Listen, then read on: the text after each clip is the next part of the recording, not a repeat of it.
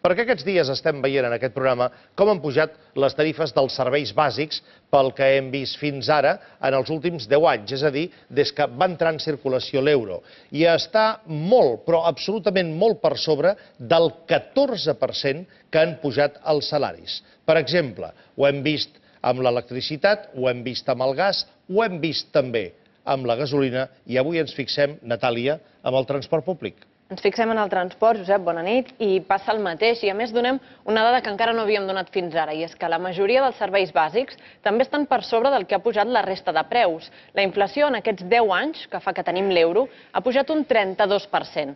Ara anem a veure el transport. Ens fixem en l'àrea metropolitana de Barcelona. El 2001, quan funcionàvem en pessetes, el bitllet senzill costava 160 i la T10 885. Ara, si fem el canvi per tenir-ho tot en pessetes, el bitllet senzill ens costa 333 pessetes, més del doble. La T10 la paguem a més de 1.500 pessetes perquè avui val 9 euros amb 25, gairebé un 75% més. Anem a veure què estem pagant exactament perquè aquests 10 anys també han augmentat molt les subvencions públiques al transport. Amb el que ens costa a nosaltres el bitllet o la targeta de 10 viatges, només paguem el 42% d'aquest servei. La resta ho paga l'administració amb subvencions.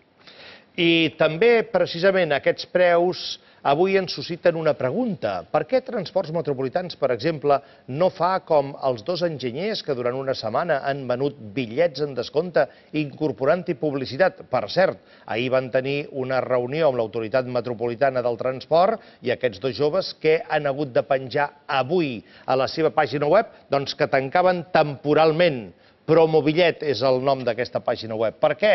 Doncs, home, ells diuen que per reajustament tècnic, però com que va ser immediat sortint de la reunió amb l'empresa corresponent, tot fa pensar que el que els devien dir els devia fer tema alguna conseqüència que no els agradava. Però ja que parlem de transport públic, ens hem volgut fixar també en tots els organismes que gestionen l'àrea de Barcelona, perquè resulta que n'hi ha uns quants. I, esclar, el ciutadà Ernest es pot preguntar si realment calen tants organismes per regular el transport públic, ja que hi ha hagut en 10 anys un augment de més del 100% en uns bitllets i del 75% en uns altres, amb tot el que comporta tantes entitats. Comporta molts càrrecs, comporta molt personal, comporta molta despesa fixa. Sí, és llarg i complicat explicar en mans de qui està la gestió dels transports públics de l'àrea de Barcelona. Ho intentarem resumir i si tenim en compte que tots aquests organismes que ara recitaré els paguem entre tots, segur que entrarà millor, ja ho veureu. Per començar, l'àrea metropolitana de Barcelona, que té un pressupost de 247 milions anuals. Té l'entitat metropolitana del transport, que es dedica a ordenar, gestionar, planificar i coordinar el servei de transport públic col·lectiu de viatgers, segons la seva pròpia pàgina web. Els directius són alcaldes i regidors municipals que cobren més de 1.000 euros en dietes per cada reunió, unes 40 a l'any en total, que es reuneixin ens costa cada any gairebé 1 milió d'euros.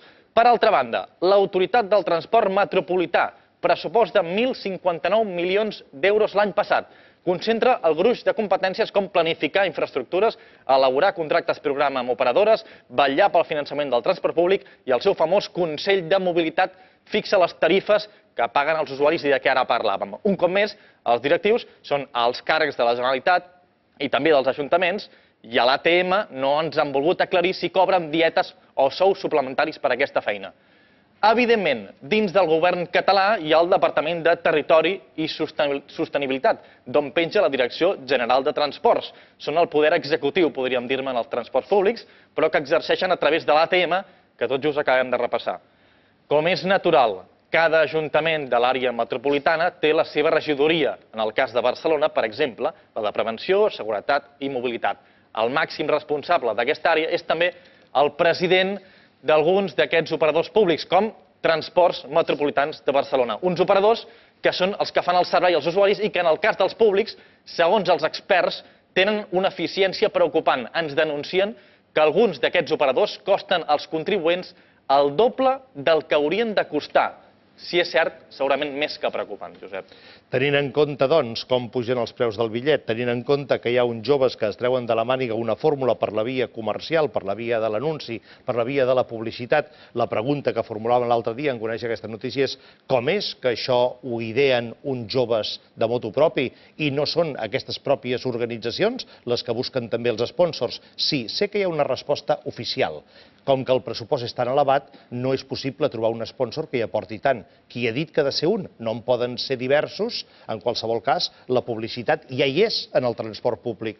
O no porten publicitat als autobusos, o no hi ha publicitat en el metro. En fi, deixem-ho de moment, que d'aquesta qüestió en continuarem parlant, perquè si es tracta d'entendre entre tots, i crec que ho entenem, que hi ha d'haver retallades, també entendrem millor aquestes retallades si se'ns demostra més eficàcia i més eficiència en l'organització pública.